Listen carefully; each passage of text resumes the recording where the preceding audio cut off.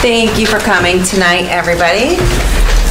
We're going to start off with some celebration or some recognition, actually. Mr. Gonzalez, we have some new teachers. Yeah, good evening, and thank you for being here. We did hire 24 new staff members, which is down from last year, as I've continued to point out, just through retirements, resignations, etc. I did send them an email to invite them.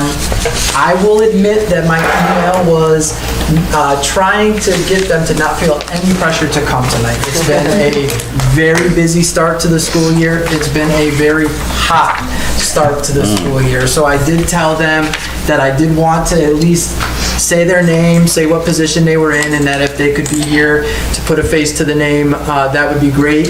I do not see any of our new hires in the audience today, but I still will read their name and let you know what position they are filling, if that's okay with the board. That's great, and as long as they know that they're always welcome to join us. Yes. Always love to have them. And I will admit that my email probably kept them home. I invited them. I know it's a late night, and I didn't want them to feel that it was like a responsibility that they needed to be here. So we do have Chad Johnson, our middle school principal, who's already been introduced, but he's had his first couple of weeks with us. So we did Krista Copeland, 2nd grade, Jennifer Laura, 4th grade, Kelly Francis, academic support instructor.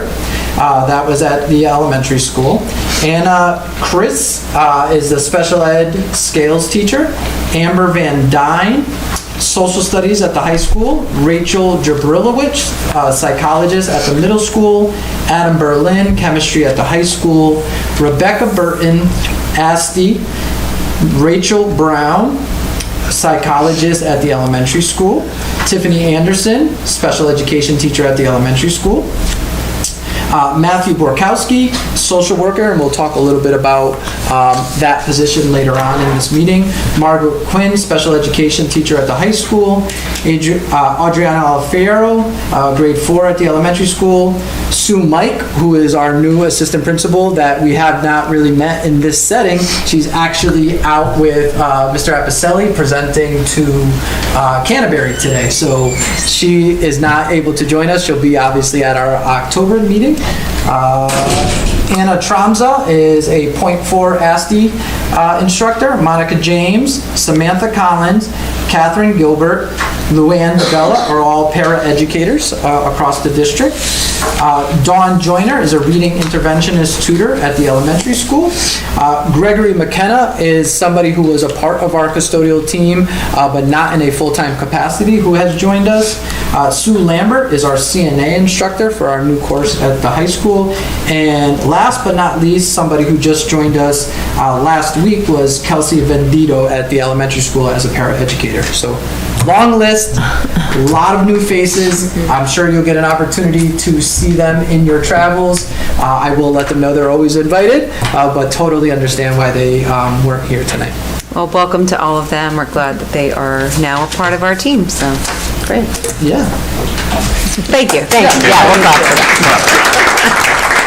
All right, so we do have some special visitors to our meeting that we have acknowledged a couple different times during the course of last school year and during convocation, but because they're such special honorees, we did invite them to the Board of Education. I cannot take credit for these wonderful write-ups, but I will be happy to read them. If you don't mind, when I read your recognition, if you would not mind standing up so the board can see you and acknowledge you appropriately. So I'll start with our paraeducators of the year. So, and we'll start at the elementary school with Karen Kono. So Karen's been at LES for 17 years. She has worked a year in each 3rd grade, 4th grade, and kindergarten. She has been in the pre-K for the last 14 years. One nomination, it was noted that Karen works tirelessly as a member of our preschool team, supporting not only the students but the staff around her. A touching nominator wrote, "I cannot emphasize enough the dedication and passion that Karen radiates every single day, all with a smile, even on the most challenging days. Karen said that her most rewarding moments in pre-K are when the students give her hugs as they first start their day, the occasional slip-up when they call her mom or grandma, the random moments when they say, "I love you," and the proud look on their faces when they finish an art project. Thank you, Karen, for everything you do. I will deliver flowers to all of you after I do all the write-ups. And for those of you who don't know, we do have another Kono at the elementary school as our nurse, and she's doing a fabulous job too. Our next honoree is Lyman paraeducator Margaret Goodrich. Margaret is not here, but I'd still love to read her write-up. So Margaret graduated from UConn, and she's worked in the district since 2011 when she started as a substitute. Over the course of those 9 years, she subbed at all 3 schools and helped with many long-term positions. She was hired as a paraeducator at Lyman in 2020. One nomination explained, Margaret works with one of our toughest populations in our schools, and most would shy away. However, she takes on this challenge in a way that makes the students feel valued, supported, and safe. Another said, we have some students that will only talk with her about their problems, emotional and or school related. She's an exceptional woman for sure. Thank you, Margaret, for supporting our Lyman students. And last but not least, we honor the Lebanon Public Schools 2024 Paraeducator of the Year. And this honor goes to an LMS paraeducator, Nicole Michelle. So Nicole received her bachelor's degree from Eastern Connecticut State University. She started in the district in April of 2008 as a substitute teacher. Hired as a full-time paraeducator at the start of the 2011-2012 school year and has worked at both the middle school and high school. She's worked as a para-educator as well as a classroom support paraeducator in the scales room. In the past, Nicole worked in the summer to support a student at Camp Q. Nicole was described as going above and beyond her responsibilities to help out students, staff, and the school as a whole. It was mentioned that she is flexible and steps up to the plate when needed. Teachers rely on her to provide only the best to our students, and the students look to her for extra support when needed. Congratulations, Nicole. Because I need a break from reading, I'm going to bring the flowers for our paraeducators at this time.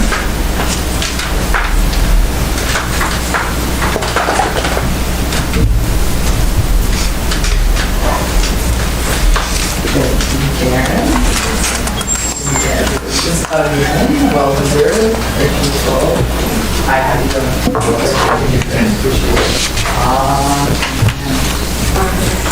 Okay,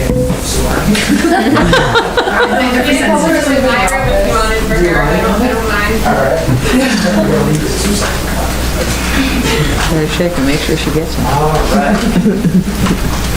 Now to our teachers of the year. Excuse me while I transition to the electronic version. All right, so our first recognition is Camilla Nowak. Camilla is going into her 7th year at LES and her 8th year teaching kindergarten. Teaching runs in her family. Her mom taught preschool, and her aunt is still teaching preschool after 40 years. One of the things she enjoys most is watching the kids' personalities grow and develop. Evidence of this through her nominations where one family shared, Miss Nowak goes above and beyond, in all caps, for all her students. She has great relationships with her students and communicates regularly with parents. She's easy to work with and makes learning fun. Another nomination shared, Camilla goes above and beyond for students to make sure they feel like they can do anything. She pushes the kid to learn more than they ever thought they could. She is gentle and understanding of each child's needs. In addition to teaching, she's also part of the PBIS team, helped to plan and implement the kindergarten screener, and this nomination had the privilege to work with her closely in both the reading and math pilot process. Her dedication to ongoing professional learning was evident when she jumped into the virtual reading pilot while vacationing in Poland, as we talked about in the previous committee meetings. If you ever walk into Camilla's room, you might just see her getting her hair brushed by a student or wearing a festive, spirited outfit to help build those important relationships. When she's not keeping busy with all of this, she loves reading and has a love and passion for succulents and cactuses. Congratulations, Camilla.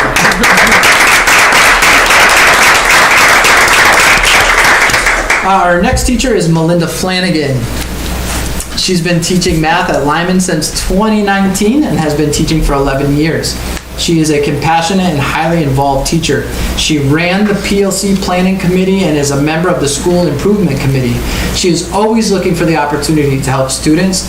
One example of this is when she started an SAT prep club based on student interest and needs of the students.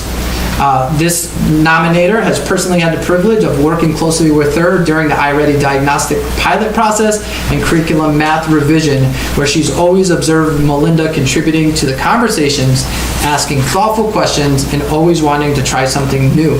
Her dedication to the students is at the forefront and evident by one of her nominations saying, "There were days where I just needed to rant to someone, and she was always right there willing to listen to me. She helped me figure out if I was going to play basketball or not, and ways I could go about making the right choice. She's my favorite math teacher because even when I didn't have her as a math teacher, she was always willing to help me." As you can see, Melinda sees the whole child in all our students, helping them academically with their social emotional needs. You can often find Melinda during her plan time or pause making phone calls to get other students to take tests or to collect missed work so they don't get behind. When she's not teaching, she enjoys spending time with her puppies and, of course, her beautiful new baby girl, Piper. Congratulations, Melinda. All right, last, we will recognize our District Teacher of the Year, Natalie Korsoff.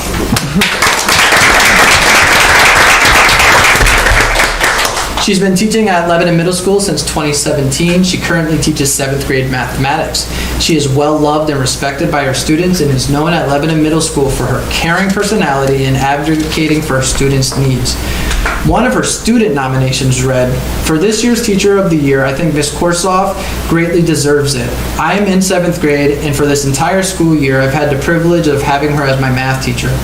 Almost every day I get to be in her classroom for 2.5 hours and I enjoy every minute of it. Math is not my favorite subject usually, but this year she made it my favorite.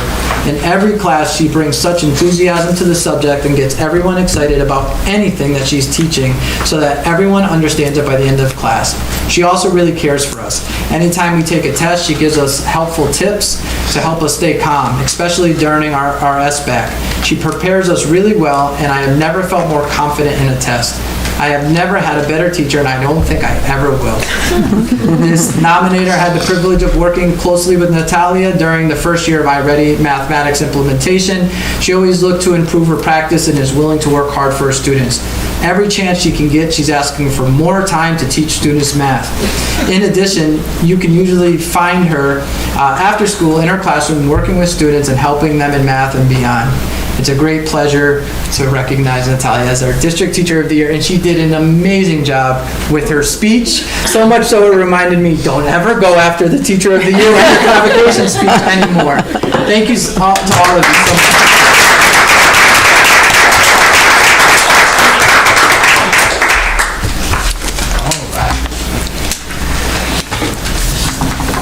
Now, similarly to the new hires who didn't show, it's been a long start to the year, so no one would hold it against you. You headed out right after this meeting, Ms. Flowers. Thank you so much for everything you do.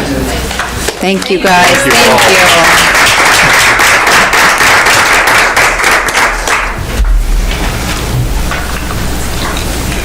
you. All right. Thank you for always recognizing our paraeducators and our teachers. It's really important. I think it's really important too. We're so lucky to have them, and it's important to recognize all the great things that are happening. And I do want to thank Rita and Dawn again for those beautiful write-ups.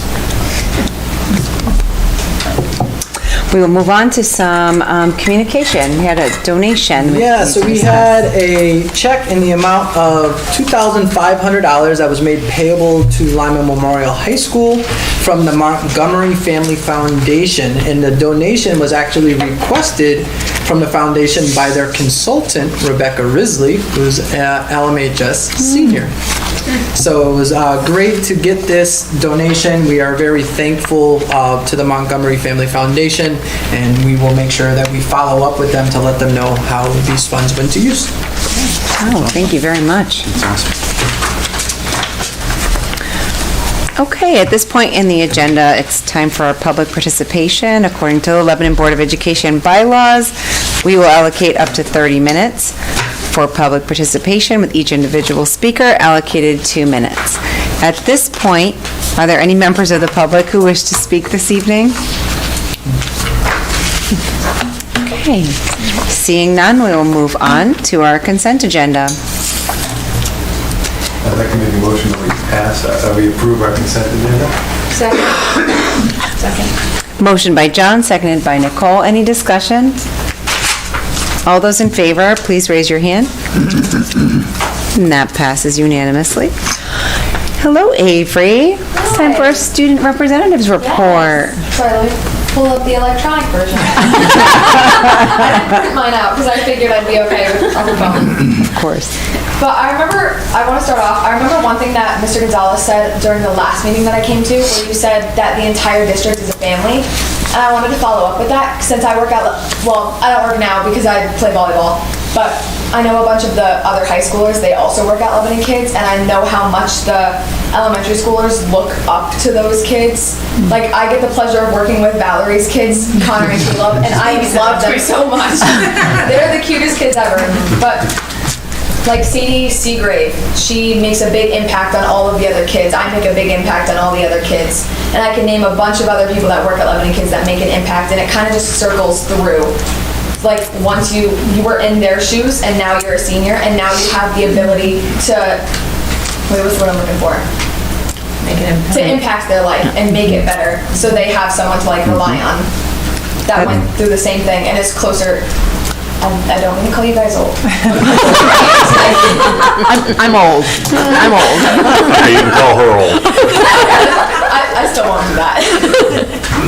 So anyways, Avery, what you're I right. thought- You're absolutely right. Not to interrupt you, but you're on the money, and thank you for saying that. Of course. And I think we all kind of do what we do because we feel the same way. So the impact is huge.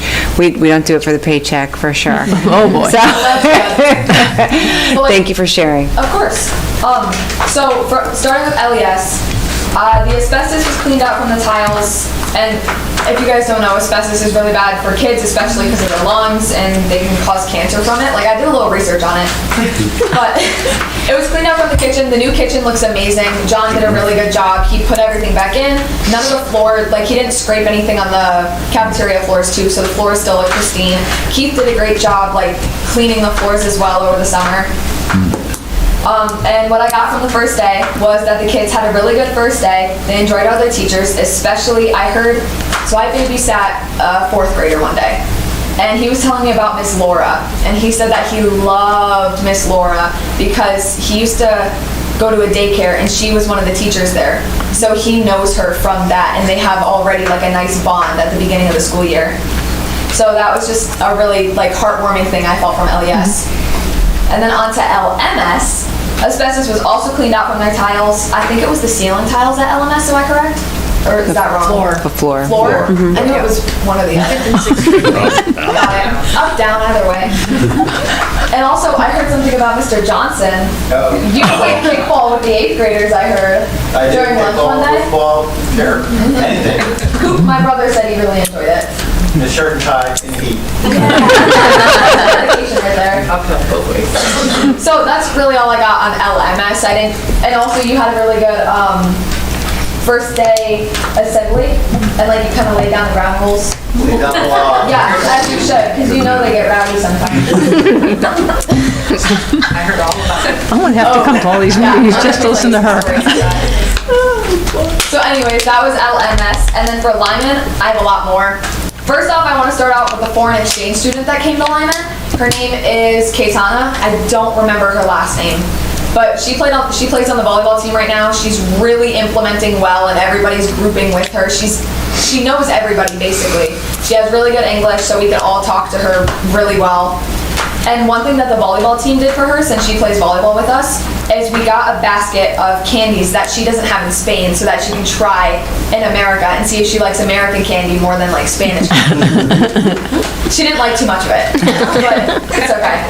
And then freshman orientation was really good. Mr. Abicelli isn't here to vouch for me, but a lot of people were integrated, like the people that came, I think there were almost 20 people that came to do tours, like 20 upperclassmen that came to do tours. And all of the freshmen were talking with them, becoming friends with them. I played cornhole with an incoming sophomore. I beat him. And then tours were smooth. They had a really good information, like especially for the ag wing, Taylor Rudio, I think that's her last name, or how to pronounce it. She had amazing information. I was outside for 30 minutes with her, having her explain all the ag wing to me. It was amazing. All the information was phenomenal. And then sports started on August 24th. Volleyball started well. Soccer, boys and girls, started really well. Girls soccer actually just had a game at Wheeler and they beat them 7-0. So that's a really good start to the season for the first game. Cross country had a good start. They had a meet today in Rhode Island. I think it was Rocky Neck that they were running in. I didn't get pictures. I wanted pictures, but I think they did really well. And then the first day of school went really well, like the first 2 weeks since before here, except for the heat. Thank you for giving us half days. I really appreciated it. The heat kind of took a toll in a lot of the learning, but it's okay. I think teachers will be able to catch up and get everybody caught up with the curriculum. And today, I wanted to add something about, I was reading the goals for this year for the board, and I noticed that creating leaders was on there, and I think it was 5 people, including myself, we all went to an ECC leadership conference today at NFA, and that went really well. We had a lot of good people speaking and giving their opinions just from Lyman, not even like any other school. So all that went very well, and that's all I have. Awesome. That's great, Avery. Thank you. If you guys have anything to make me better at this, please let me know. I feel like I didn't do that good of a job. You did a great job. Same here. No, you're animated, and that, it's late for us too, so it keeps us moving. So you keep doing you. I will, thank you. But also, next meeting, I have a volleyball game on the day of this. Denied. So if Don't listen to him. Don't listen to if him. I show up in my Yes. volleyball uniform. Of course. Yes. Okay. Of course. Thank you. Thank you so much, Avery. Thank you, Avery. Of course. I have to go do calculus homework. All right. Love you guys. Stand-up comedian.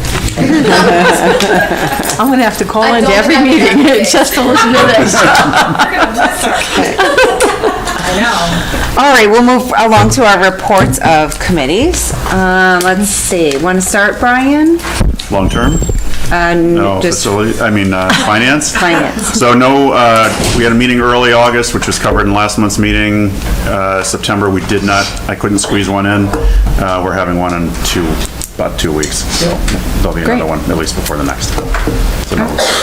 Thank you. Nicole, facilities. Okay, facilities met tonight. We had a presentation from Mike from Tremco about the Lyman roof.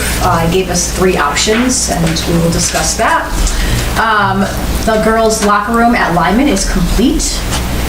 John Jarvis updated on summer projects. A lot of the projects, because he spent so much time on the asbestos and other big projects over the summer, he is now the small little projects like the bathrooms and masonry and ceiling tiles are in progress.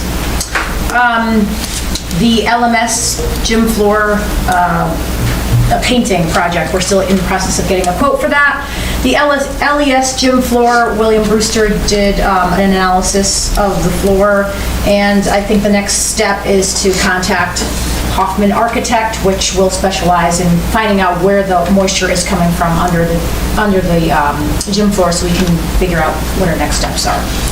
That's it. Any questions for Nicole?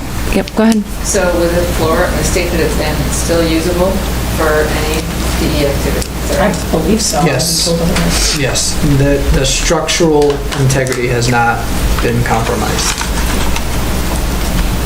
Any other questions for Nicole? Facilities? All right, Maureen, policy. Policy met tonight. We took the policies that we have left and we split them into 4 categories. So tonight we went through all the ones that we thought we might repeal. We've separated out the ones that we want to keep, and you'll be seeing those at the next meeting. We're seeing an update on all those, and then we went through the optional and took care of those. We'll have an update on those, and the next meeting we'll probably go over the recommended ones, and we'll save the mandated ones for last. Moving right along. Thank you. Thank you, Maureen. Thanks for your work on that. Any questions for policy? All right. Negotiations, Alexis. Negotiations has met, and I'm happy to report that we have a tentative agreement.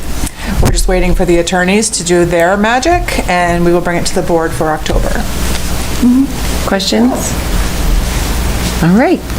Thank you, Alexis. John, Superintendent Eval. We did not meet since our last meeting. Okay. Thank you. And now, curriculum. We had a meeting tonight with 7 items on the agenda, so I'll try to go through them quickly. Thanks to Rita for putting this all together. She went over the summer professional development, including technology, AP course teacher got certified because we lost a teacher that did a lot of them, special education, arts, and EL training, just summarize them. The website got updated with curriculum, assessment, times listed. It is now a state mandate. You're going to hear this word a lot, state mandate, because it's now mandated to have your curriculum online. So we're thankful that we started that last year and that now it's up to date fully. Number 2 was professional development that we just had, was also state mandated for paraprofessionals. They have to have 18 hours of professional development. Before these professional developments were designed for certified staff as well as paraprofessionals, she sought feedback from people to know what kind of things you want, so if they're interested in these. Now the typical, like, boring professional development in the last 2 years, I would say. Let's see, the next professional development is October 6th. And then third item was the state reading mandate for science and reading, which has to start with our next school year, 24-25. It's mandated for kindergarten through 3rd grade, but we're going to be including 4th grade also. There is a $30,000 grant that we're receiving from the state, but Rita has found that there are some strict requirements for it, so we're going to push through that to continue with that grant. Next was the financial literacy course, which is also a state mandate, half credit. We kind of are already doing some financial literacy in 3 different departments. The business department, the math department, and the ag department all do some of these parts. So we're going to try to figure out how we can put them all together some way. And so there's a lot of collaboration going on with that to coordinate what we can do. And we're also going to throw that over to the policy committee because now we have a new 0.5 credit requirement for graduation, starting with the class of 27, which is this year's freshmen. Does this make you happy, Brian? The financial literacy you're pushing? Yes. State mandate now, okay. Not that part makes me happy. A couple of months ago, we asked Rita to put together an audit of all the assessments we do during the year. We get a lot of questions from parents and teachers of how much time we're spending doing assessments constantly. And so she started that assessment, I believe it was last spring, the end of the school year. But since then, we've asked her to put more about how much time they're taking up. So there's a beautiful list here of the assessment audit. State mandated assessments are included with the estimated time page for each school. And this is also now on the website. If you'd like to look it up. It's under curriculum, then assessments, and at a glance. So you'll be able to find this document, right? Okay, and 2 more to go. Accreditation, NEASC and NIAC accreditations, that's for the high school and the elementary school, are both happening in the spring of 26, so preparation for that is underway. And one of the things we noted was that for accreditation, having your curriculum on the website is required. We have that, so double duty, so we'll put this there, whatever. And then finally, the last topic was the new state change that kindergartners must be 5 by September 1st, starting next school year, 24-25. And so we discussed what kind of impact those numbers would have on pre-K class sizes and how that might change the outline and the layout for classrooms and teachers and staff, and also what the enrollment committees are working on with full day pre-K. Any questions? I have one. So, in your opinion, Danelle, do you believe that we are over-assessing based on that information? Well, there's a lot to look at, and we did look at this, the three of us on the committee. There's not totals written here, and it's hard to tell because some of these are like 3 to 5 hours, and then, so I will look at this. We just got this tonight, but I'll look at it and then answer your question at a future date. Okay, thank you. Any other questions for Danelle? Thank you, Danelle. Dawn, safety and security? No report. Okay. I have a couple of things I wanted to report out on. The first is the long-term, no, I'm going to back up. The first is the school study committee that Brian, Nicole, and myself have been attending. That school study committee will meet again tomorrow. We did meet since we have last met as a full board to hear a presentation from SLAM, which is a company that is well-versed in school, this type of project. So they came and presented to us. They actually incorporated some Lebanon data in their presentation, which was kind of interesting to see. And the committee is going to be meeting again tomorrow to determine the next steps. So are we going to go with the committee that presented to us? And if we are, how are we going to go about doing that? There was another company brought up by one of the board members as well, or one of the committee members as well, called the School Study Finance Project, I believe. Oh goodness, now I'm not saying the right thing. Something about the finance project. So we're going to take a look at some documents that he's going to be bringing tomorrow as well. Any questions on the school study?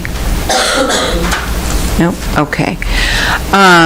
Another thing I wanted to report on, the long-term planning committee between the Board of Selectmen and 3 Board of Finance members took place.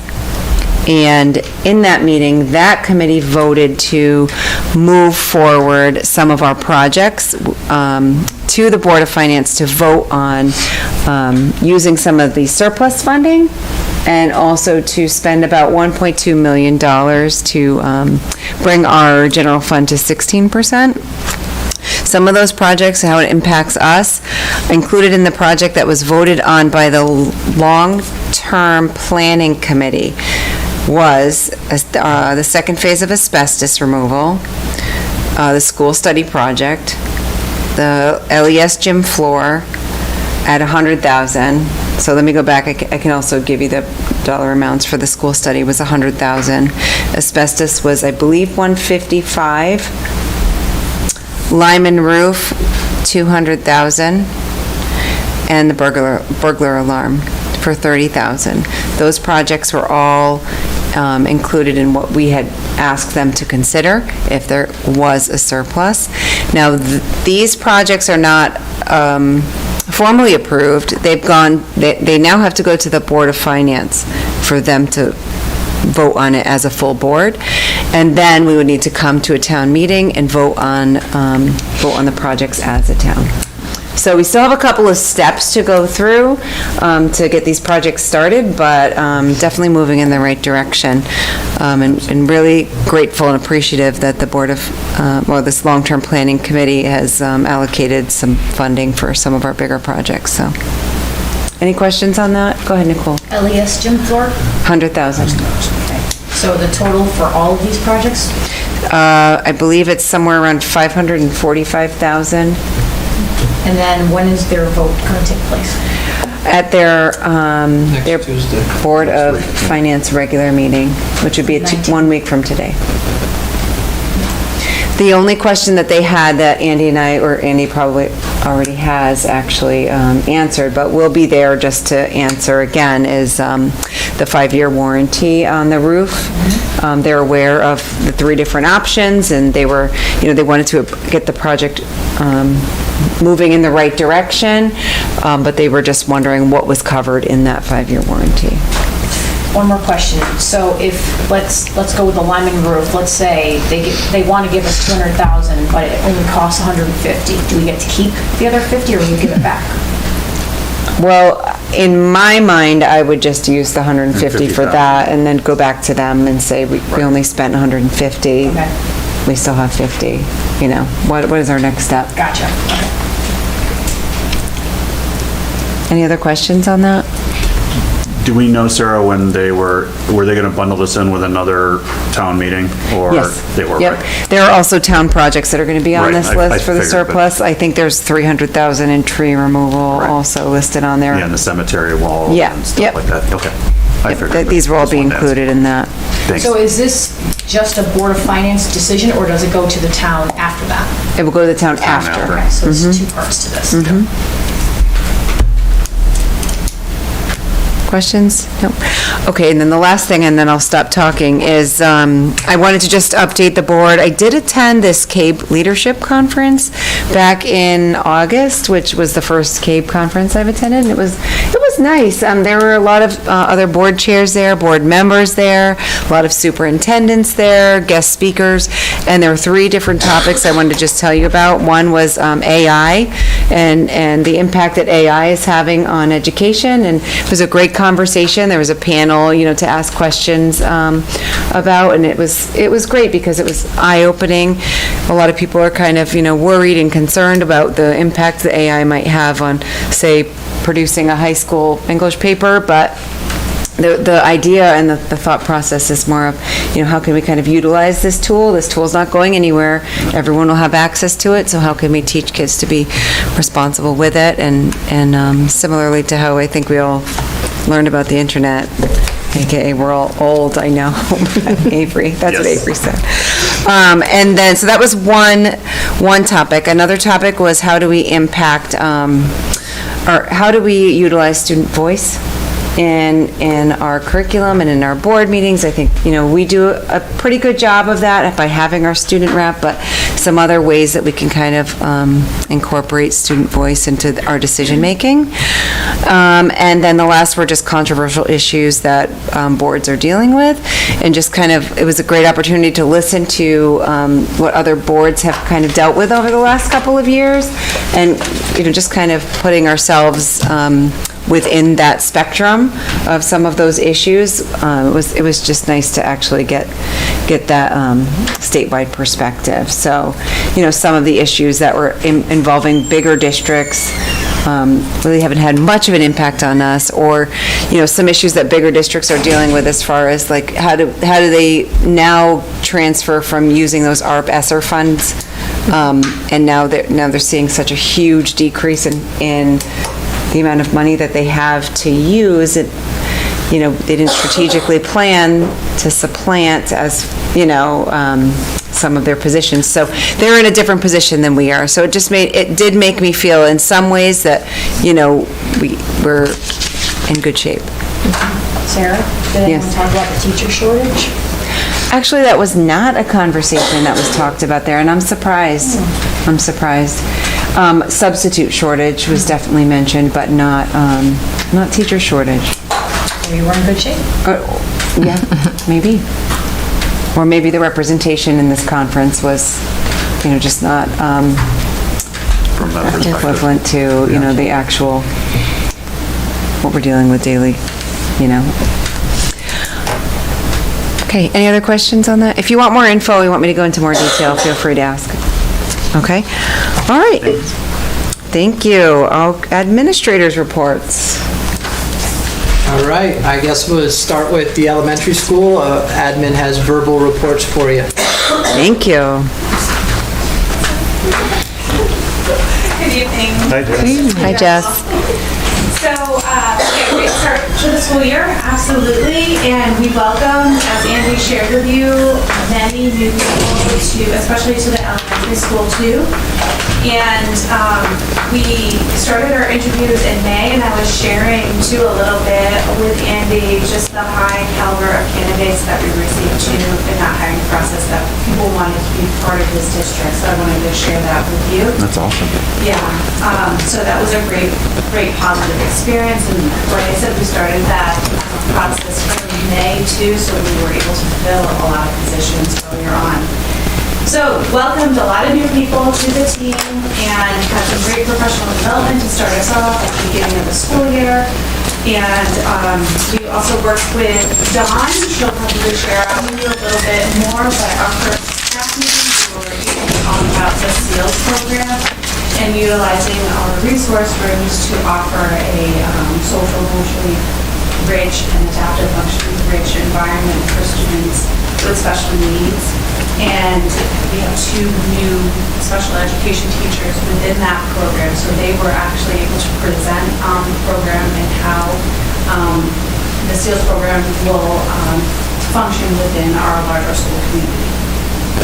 Also, we have some exciting new things happening this year with our open house on the 28th. At the beginning part of the open house, we're going to have a little information session for families to talk a little bit more about curriculum, social emotional learning, the ins and outs of the day in the life at LES.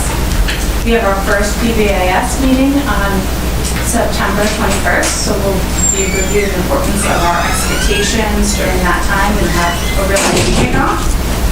We had year 2 of implementation of our iReady classroom mathematics program too, so that is underway. And we're excited to continue with that, and that's really successfully continuing. Also, we're working on that first diagnostic, and that's going really well and very smoothly, so the students are starting to do that ELA and math diagnostic already. And lastly, Camilla's here. She's one of our pilot teachers tonight. So the pilot team did start to implement the My View literacy curriculum too. So that's the new reading program that we're following. So a lot of exciting things at LES. Thanks, Jess. Thank Great, you. thank you, Jess. Chad, come on down. Hello. Hi. Hi, Yeah. All right, where do I start? the beginning.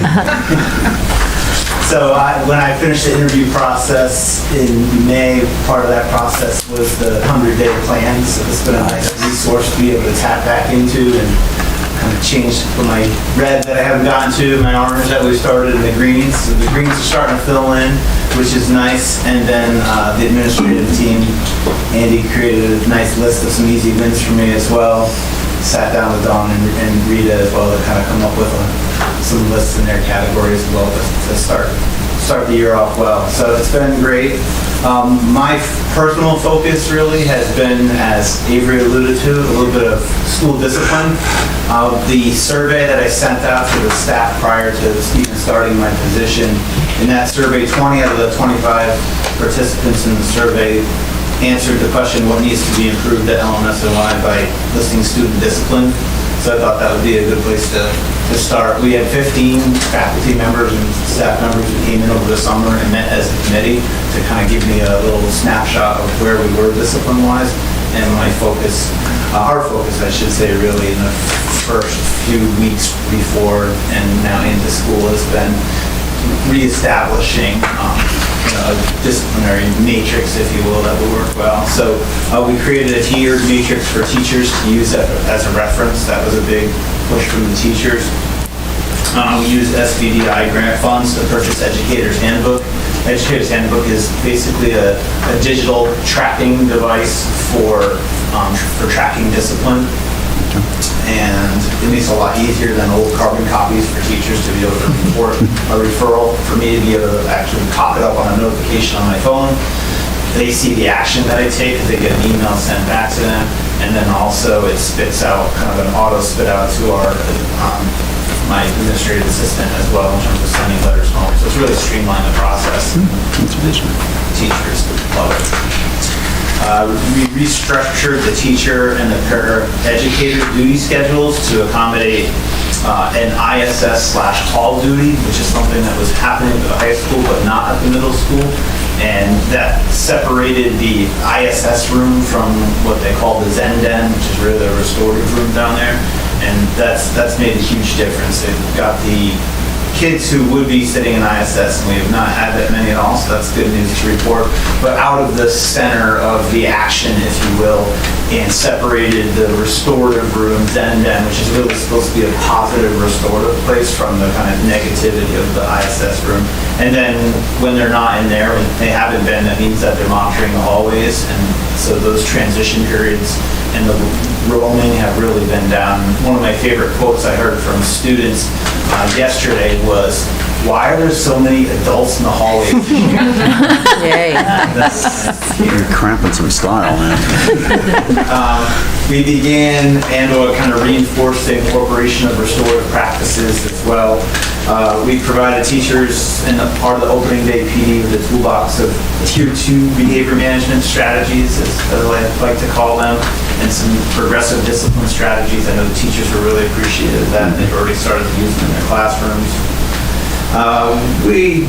The kids, for some reason, think that there's all kinds of rules changes, even though there's really just one, which is hilarious. The only thing that I needed to do to kind of lay the law down was take the Chromebooks out of the cafeteria. I didn't really feel like Chromebooks and lunch went well together. Thank you. Yes, thank you.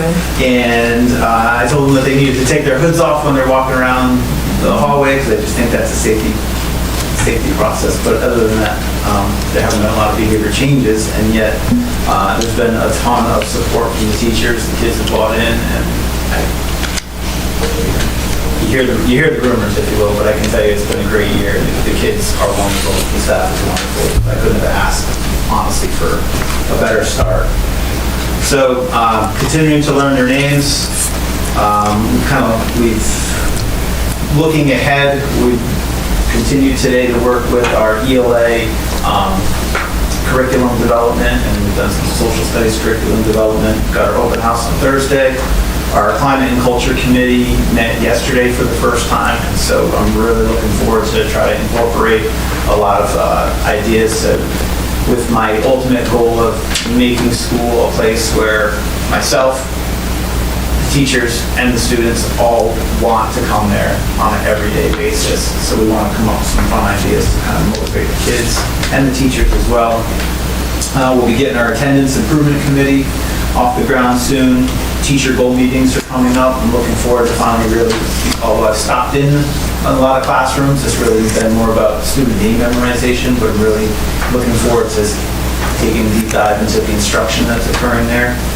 And then before you know it, it'll be budget season, and then after that, I think we'll take a hard look at the school schedule and see if we can clean that up a little bit.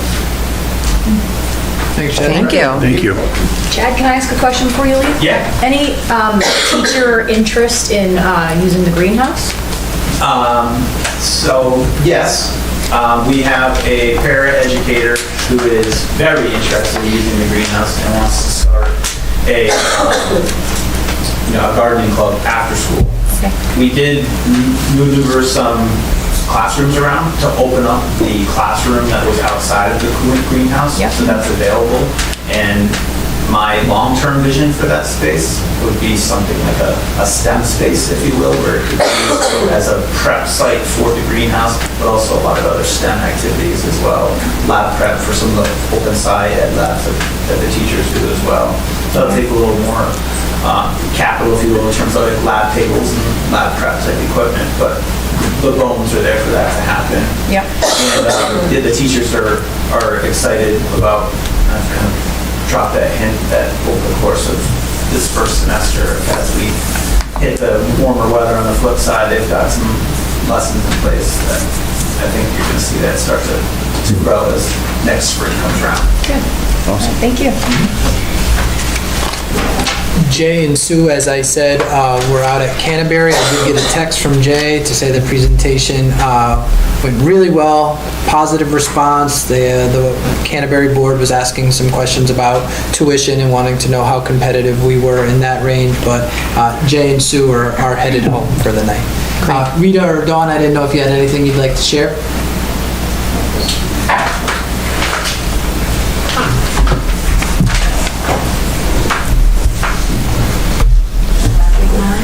Hey, Dawn. Hi, Dawn. So I always feel I'm following that, and a lot of things overlap. I worked a lot with Jeff this summer, just making sure the schedules were all set, and Jess also.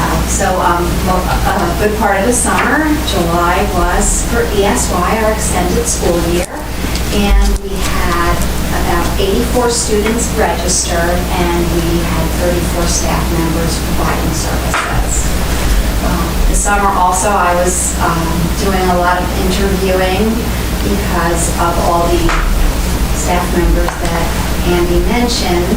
6 certified staff members and 5 of the paraeducators are part of the special education department.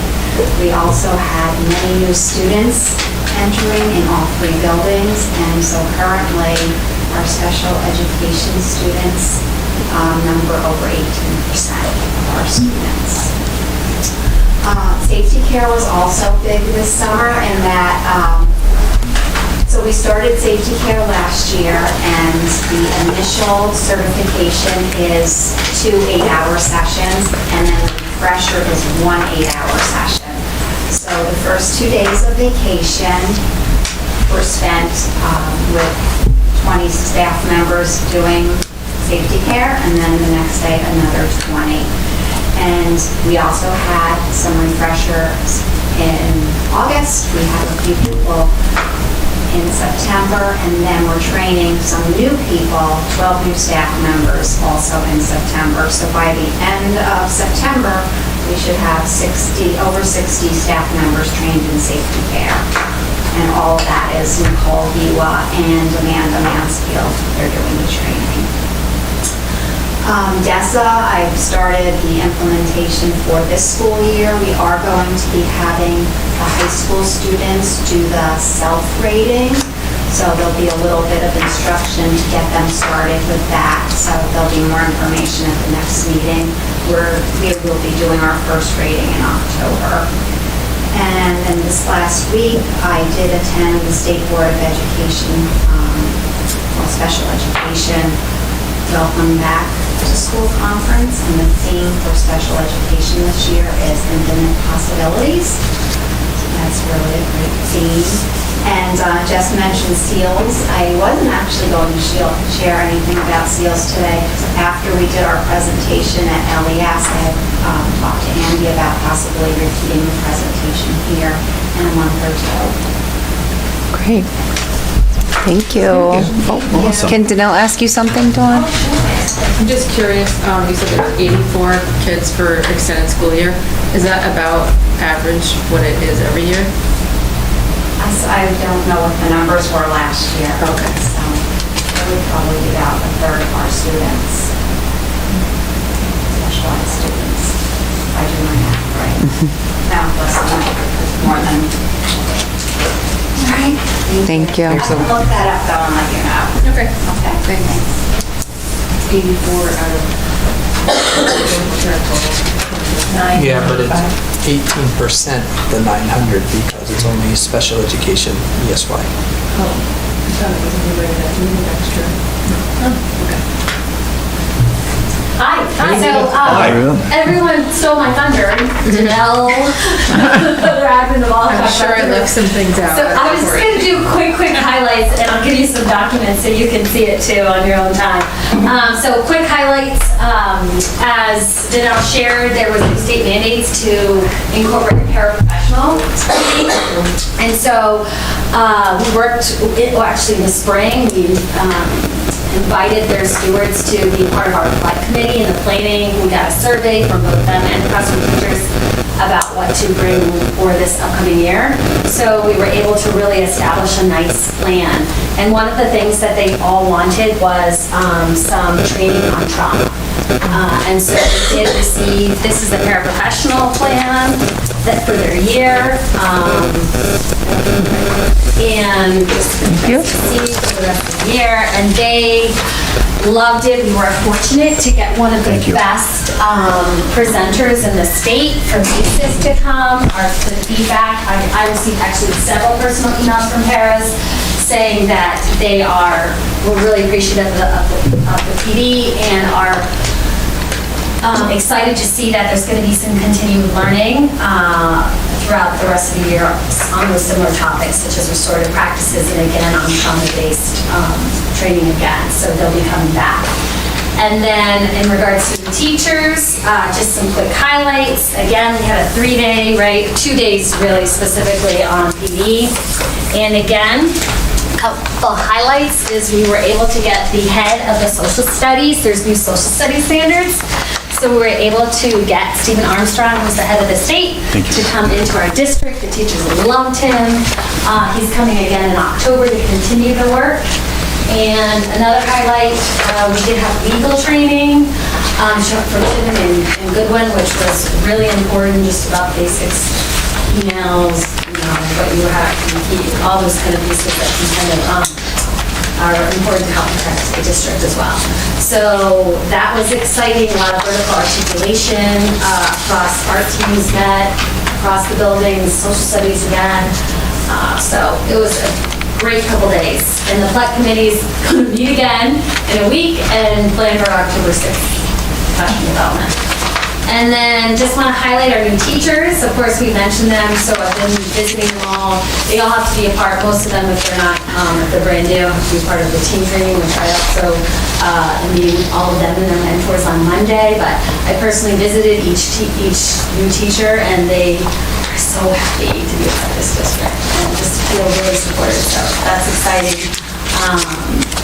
The ISTE certification. So our summer work, we were fortunate to send several teachers to very specialized training in their content.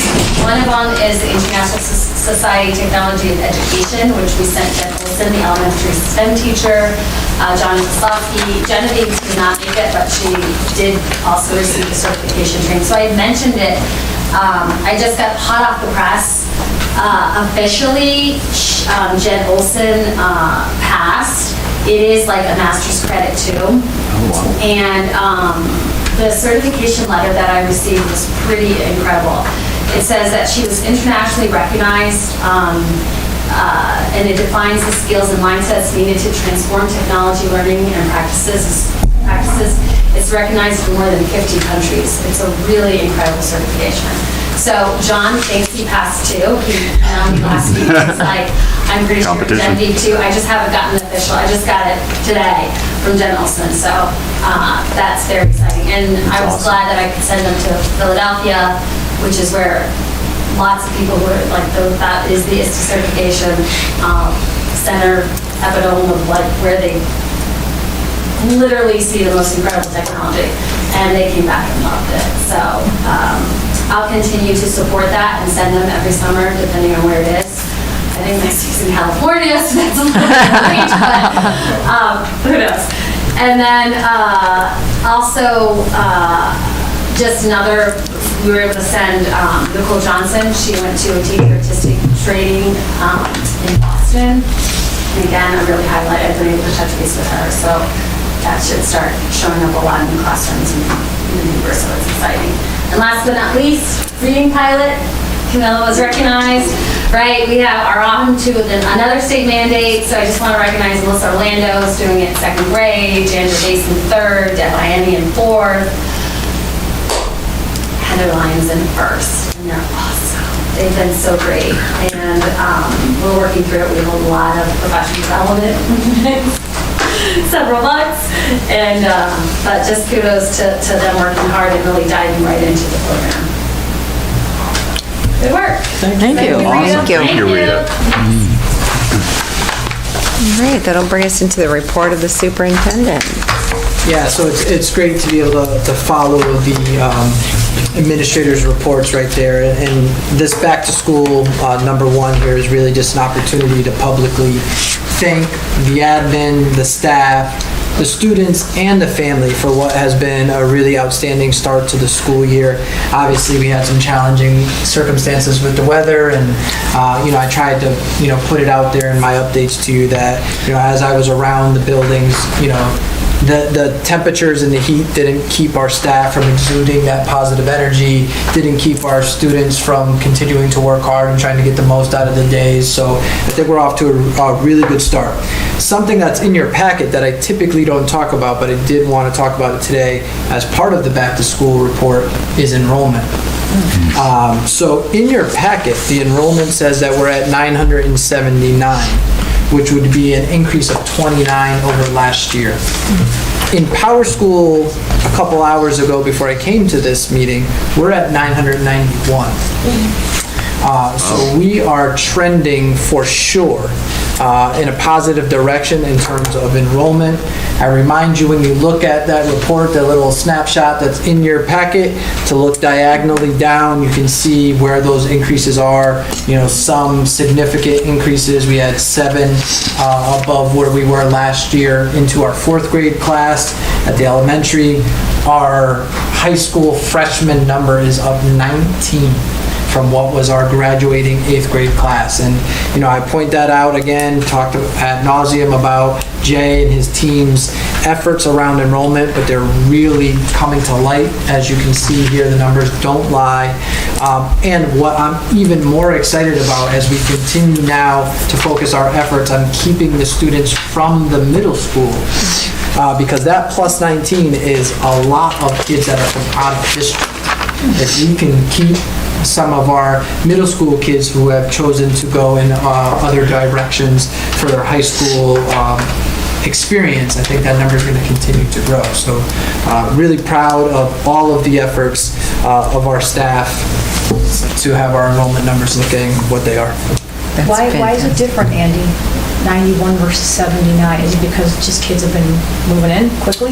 91 versus that 72. So the 72 is our 8th grade graduating class.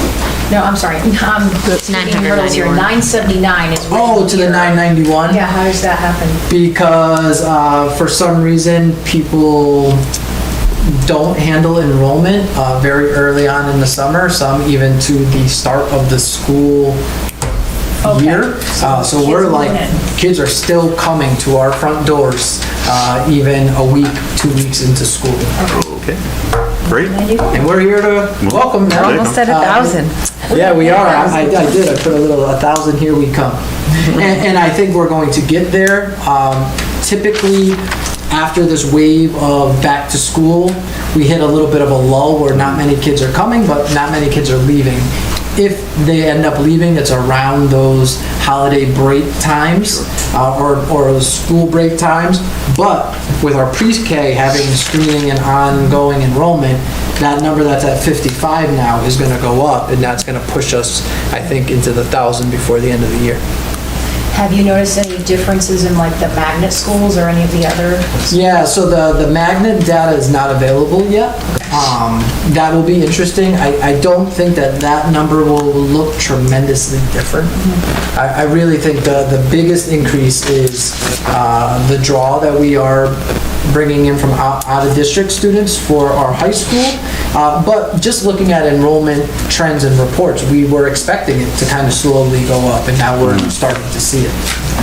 I think a little bit quicker though than what the trending was looking at, and that's, you're right, it's probably because of Jay and Sam's work, in the past, and then what they continue to do. Yeah, that's what I was going to say. So those enrollment reports don't factor in the enrollment efforts that we're making. They're just looking at live births, they're looking at, housing information. Statistical data, Yeah, so it's good data to use, and that's more predictable than what we're doing. But I think the efforts that we've made as a leadership team, as a board team, are bringing in families. All right, so in the rest, one thing I did bring with me, I know it's not something we want to spend too much time on, but I'm sure as you hear, that many families joining the district, you might be wondering what class sizes are.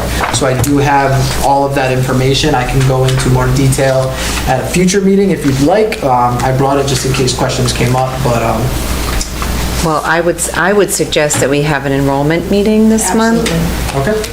if that works, and we go through those numbers then. I'd also like to know what towns they're coming from, what numbers in each town.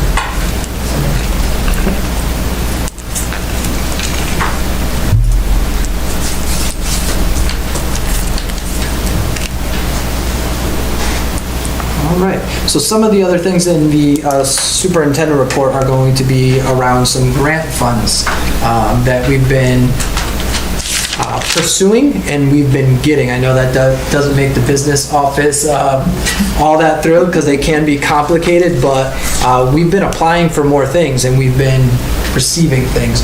This first one we didn't necessarily have to apply for, but the stable funds, it's the state transition assistance for breakfast and lunch expenses. So we had talked early in the summer about going back to paid lunches and what that cost was going to be, but we also alluded to the fact that the state has made some changes late in the summer and it might happen again, and it did. So the stable funds give free breakfast for everyone, and then it gave free lunch to people who qualified for free and reduced lunch. So that was a nice addition and a nice way to transition back to the paid meals. It was good that we voted on what our cost was going to be, and there are families within our district who are paying for meals, but it was a nice transition for some families that might struggle otherwise. Additionally, our healthy food certification statement, just as we're in the food service kind of department, that got approved. And exciting news, Carlos, our food service director, is also working hard to put out things for grants, and he submitted an application for a smoothie program that was accepted, and we are getting $3,127 from the Connecticut Milk Promotion Board so that he can run a smoothie program in our cafeteria. I think only Val at the high school, is that correct? Or is he? No, I think there were multiple, there were multiple machines there. So Cool. I think it might be at the middle school as well. I can clarify that. Yeah, so quick shout out to Carlos. He's been working hard to be responsive with his menu choices. Something that's not here, and it will probably be reported at the next one. They're in the LMS garden looking for veggies, and those are going to be integrated into the menus. So I think we've been doing some of that farm or school garden to table initiatives, and Carlos has been pretty creative and flexible during what has been a pretty challenging couple years for food service. And to add to what you said, on October 5th, we'll be doing local foods taste testing in the cafeteria. Nice. I don't know what he's taste testing, but I'm going to be there. It's going to be exciting. Can I just ask, the $3,000 or so, was that to purchase the, like blenders or Yeah, it's the equipment like that? smoothie machines. Yeah. Yeah, the Vitamix. Kids will love that. Yeah, so the next one is something that we kind of alluded to when we were introducing new staff, the ARPA School Mental Health Specialist Grant. So this is kind of the second iteration. We had applied for a similar type program. We did not get the first one. Dawn and I worked together. We did a little bit of research as to what maybe our application was missing. We talked to some other districts that had received some of the funding, and 109 districts submitted completed proposals to the state for this specific grant award, and we were able to get $209,774. So that will fund the salary of a school counselor at the elementary school in full for 2 years and 70% in the third year before we would have to include that in our operating budget. So if you remember what our staffing in that capacity looked like last year, we had a staff member who was shared between the elementary and middle, and that was not what we needed. That's not what our students needed, and it was very difficult to manage. The staff member that was doing that, amazing, put forth a tremendous amount of effort. You just can't be in two places at once. So we were able to move that staff member exclusively up to the middle school, hire a new staff member at the elementary, and we're feeling much better positioned to address the needs of our students. Great news. This one is kind of sandwiched between the grant stuff. It's a NEASC accreditation process. Rita did report to the subcommittee, and we've talked a little bit about that, but we did get official notice from NEASC saying that our application for accreditation was accepted and letting us know about the 2024 collaborative conference and then our 2026 decennial accreditation visit. So the accreditation visit will be between March 15th, 2026 and Wednesday, March 18th, 2026. But the two-day collaborative conference is actually held in 2024, and it's scheduled for April 22nd and April 23rd. So we, as Rita already shared with us, we do have a presenter coming to Lyman. I will be at one of the staff meetings. Rita and I plan to attend that and kind of see what that's about, as it will be a learning process for us. But Jay has been great working with Sue as the two administrators in the building to be thinking about what the main focus of their PLCs are going to be this year. He has them kind of scripted out by month with different tasks that will be done in every month that will prepare us for that collaborative visit and set the stage for ultimately our visit. So it's exciting. I did not plan to talk about NIAC, but we did talk about that a little bit in the subcommittee, and that's something that you can expect to see over the course of the following months and years as we prepare for those marks of quality education. Back, switching gears to grants. So the SBDI is the School-Based Diversion Initiative. Lebanon Middle School and Lyman Memorial High School were selected to participate in that. I do want to say thank you to Sabina Escott and Amanda Mansfield, who were instrumental in filling out the application and us ultimately getting $37,000. And the SBDI works to reduce juvenile justice involvement among youth with mental health needs. So it's really been a supportive kind of overlay to what's in our operating budget and what the staff capacity is within our public schools. This has been nice additional support. We are providing training to help school personnel identify children with behavioral health needs. It helps build connections with effective community-based mental health services. And it also, we've looked into revising policies and practice to just improve our overall capacity to respond to the student mental health needs. So again, $37,000 that we otherwise would not have had, that's helping us with our programming.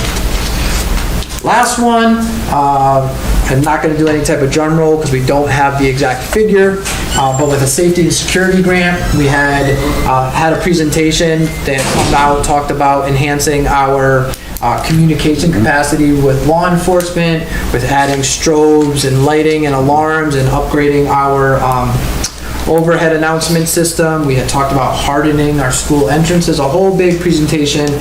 That company helped us fill out the grant to the State Department, and we received tentative award notification. The award notification was supposed to come out the end of August. I emailed the state. That has been pushed back. We're supposed to have it by the end of September. But I'm confident that given our preliminary acceptance that we are going to get the award, but I just don't know how much. Next steps from there would be to come back to the Safety and Security Committee and reprioritize the proposals that we had and decide where we want to allocate the fund. But it's all good news in terms of grants. Very nice. Awesome. Any questions about all that? I know that was a lot in a very quick manner. Thank you. Thank you. Thank you. We'll move on to our finance report. Hello, Val. Okay, so we have August financials. Kind of quiet in August, not much going on. The notes that I put at the bottom of the report allude to, we had the first successful teacher payroll on August 31st, and we've already started receiving some pretty healthy Medicaid reimbursements. The budget for that is $20,000 and we're already at $16,000, so that's a good thing. Not really, well, budget related, but you wouldn't see it in these numbers. I just wanted to say that we have successfully rolled out our electronic timekeeping. It's actually gone a lot smoother than we all worried about, right? I think that the staff have been great. I want to make sure that we publicly thank the staff and especially the administrators helping us get through this. Even though it's supposed to make things easier, there's obviously bumps in the road, but it's been successful. I have staff coming in and asking questions. Everybody's been friendly. Everybody's been happy about it. And so this last payroll that we just uploaded on Monday was the first successful electronic time payroll. So everybody's on it. It's really cool. Yeah, I like it. And I just want to thank everybody for our support, because Martha and I are a little small office and we could not have done it without everybody helping us. So thank you for that. I'm sure it was a lot of work. And What was that? I'm sure it was a lot of work. It was a lot of but work. in the end, it's going to be a lot less We started work. actually, Martha was like the brains of the whole thing. We started in March, so it's been a long time to get it implemented and set up and rolling, but we're enjoying it Makes so things so far. much easier though than. Yeah, I'm just waiting for Martha to see the light at the end of the tunnel. I can't wait. She already has, but just to start rolling with it, you know? So. That's just awesome. Yep. And we're learning as we go, so it's great. Any questions about August operating financials? I know there's not much going on. There isn't much. I just curious, Val, on 430 on repair and maintenance buildings, we got 208 encumbered already. Yeah, a lot of it's contractual. Okay. So, I figured that a lot of the numbers were Yeah, just first July, part of the we just year, send out all pay of it our all out, money, and yeah. We'll see it next year. Yeah. Okay. And then one other thing, I know that Dawn had mentioned about the 18% in special education. It seemed like it seemed like a big number to me, or a large percentage. Is that about the same? I don't think those were outplaced Okay. students. Those No, are I got that, but I 18% didn't of know our, if it- right, so you wouldn't see like tuition But I and didn't know if it transportation. was, if there was going to be much of any effect that you thought on our end as far as outplacement and any of that other Andy stuff has goes. his hand up. Yeah, sure. So one of the things in my updates on Board of Finance meetings, I have given them a little bit of a heads up that there's been some enrollment and service changes as it pertains specifically to special education, and letting them know that there is a potential that we would have to use non-lapsing funds for those services or staffing. So Liz has appreciated that, and I told her that, as we learn more, it's hard right now to know what the full shakeout is going to be, and I've tried to be respectful to not ask for things without knowing where we're going to end. Because if there's other significant changes and we end with a surplus, then why did I ask for the money in the first place? Sure. Right. Yeah, I just asked because it did seem like. Yeah, there's definitely been some changes, and it is a number that Dawn is well aware of. Oh, I'm sure. Yeah. But I think too, as you talk to with the grant funding, I think that that's also the push from the state and the federal government to make sure that we have services in place that we need, right, and the funding for it, so. Moving to the capital list. It's very long now. It's 2 pages now. We've, catch basins are complete, but we're just waiting to send out the final payment. I noted it was still in progress because we could potentially do them through the whole year, right, if we have another failure. Everybody's probably seen the LMS parking lot, which is great. So the partial payment amount for line striping and crack sealing. Also district painting. And so I've also went through and kind of marked certain jobs in progress based on that summer project list. Thanks for this, Val. This is helpful. No problem. Awesome. Thank you. We have $85,000 left in capital. Is that good, or where do we start off? I don't think so. We start off with 119. So at the top of the report, on the gray, you'll see the beginning balance always. And then at the bottom, at the very bottom, it'll say school improvement plan in the gray, and it gives you the balance of actuals, not. We remember what was approved by the Board of Finance, and then whatever was left over kind of rolls. It's a rolling account. Yeah, so we had about $19,000 roll over, and then we had $100,000, from town meeting for the current budget. If you look to the bottom of the second page, under the estimated cost column, our total projects could potentially total $338,000. 330? $338,000. So So those are the numbers that we've earmarked for the project. Not all the project get done, right? We don't always do tree work and, you know, we may not get to the window safety film and things like that, but just to kind of follow you on the report. Any questions about capital? Moving to non-lapsing, I went through and kind of combined 23 and 24. So we could see the projects that we approved last year, the remaining balances of the projects, and how it kind of shakes out. So, and any new approved projects. So you'll see, for example, on some of like the IT projects, the student refresh labs and, you know, additional Chromebooks, we had leftover balances because we were approving up to amounts.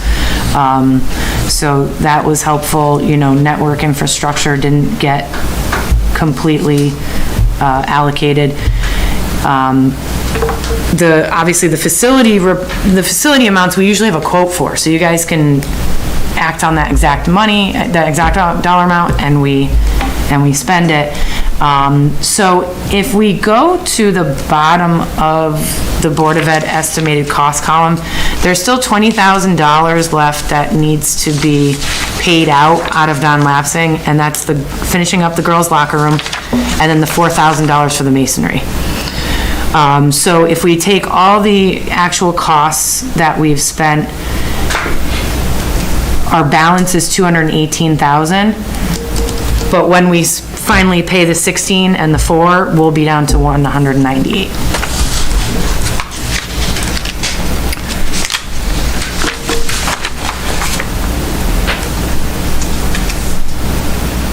And then, any questions there about non-lapsing? Andy will be also requesting the surplus amount, right? Yeah, so that's a perfect segue, thank you. So I have the specific timeline in which I have to make that request, so I do have a letter penned, ready to go to send to Liz tomorrow with our unaudited amount of surplus from last year that will be requested of $56,787.98. Going to non-lapsing? Correct. Which, just for point of reference, that is 0.28% of the $20,500,000 operating budget. So less than 0.3%. Not bad. I'm sorry about nickel and dime it, right? The number... Better than our surplus from last year or the year before. It was like 8,000. $56,787.98, which is 0.28%. Perfect, thank you.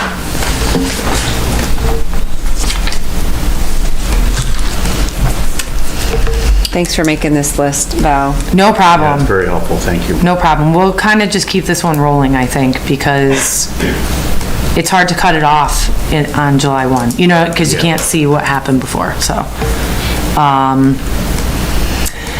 Then I really need to do something better with these other reports here, the technology capital and the IT capital. Someday I'll make them pretty, but we have our technology capital. The way that we read this report, if you look at the very top line there, there's an account number that says technology, and you read across it says liability. We started the year with $712 that rolled over. IT was approved for $100,000, and we've spent about $1,200 at this point, and so the balance for IT capital is $99,488. On this report, this is the only report that it's good to see the numbers in negative. And I don't want to explain why. The Chromebooks that you guys approved, I purchased some more Chromebooks because of the newer students, and that number will go down next month, significantly next month. We had some new teachers start, so some devices for the newer teachers, so you will see that number decrease next month. And then same for athletics.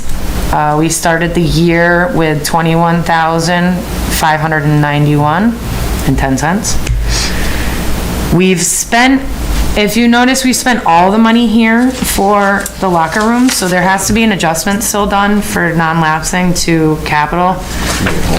It has to be done on the town side, but that will increase this balance, which is $13,851 for athletics. It'll increase it approximately $16,000 because we had already approved the overage out of non-lapsing.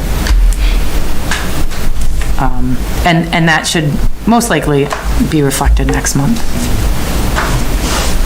Any questions? Thanks a lot, Val. Thank you. No problem. All right, moving on to our action items.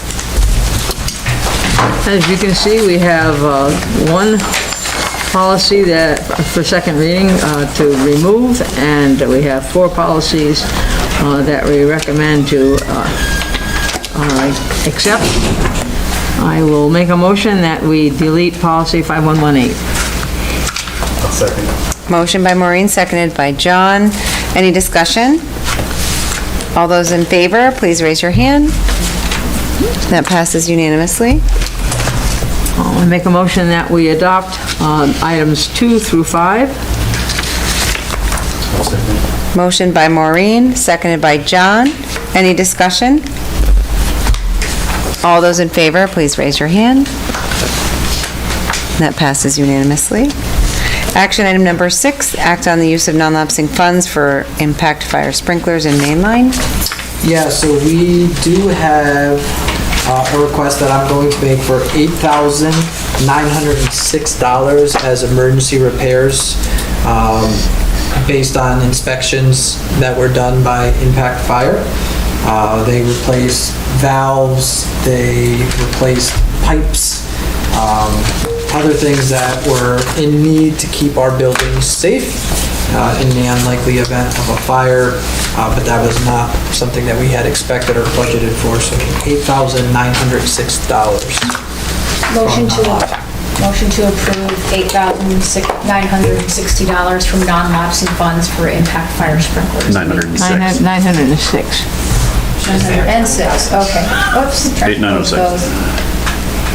Okay, let's start all over. Motion to approve $8,906 from the non-lapsing fund for impact fire sprinklers in mainline. Second.